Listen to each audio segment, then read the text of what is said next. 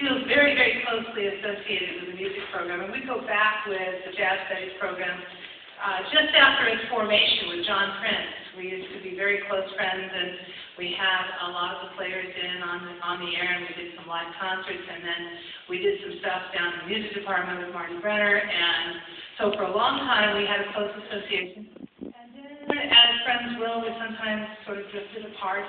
And since Jeff Jarvis has been with the program, and since our new administration joined us, which was exactly 2 years ago yesterday, you may have noticed a distinct difference in our sound if you've been a long-time listener to KJazz. As of 2 years ago, Mount Wilson Broadcasting and Global Jazz Inc. took over the management of KJazz, and we sound completely different, wonderfully free, and we're having really good times.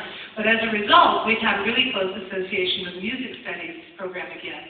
And we're very happy about that. In fact, we're closer now than ever because we are sponsoring 4 scholars whom you've heard this evening, and I wanted to acknowledge them. Pardon me reading their names. I know them all really well, but I'm suffering from what Jack Sheldon called jazzheimers. So I write everything down now. I've learned my lesson. So Randy Drake on drums, Will Brom on guitar, Steve Wade on trumpet, and Chase Barrett on sax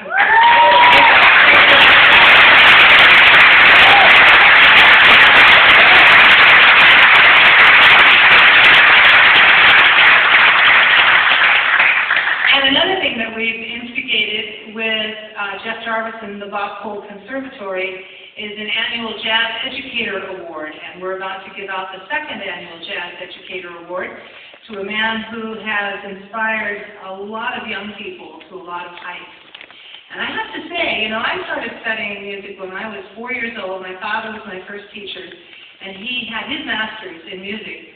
And I remember I started playing piano with him, and then I took up the flute around about the age of 6 or 7.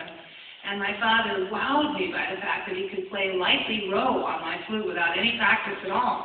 I didn't know that that was the only thing he could play.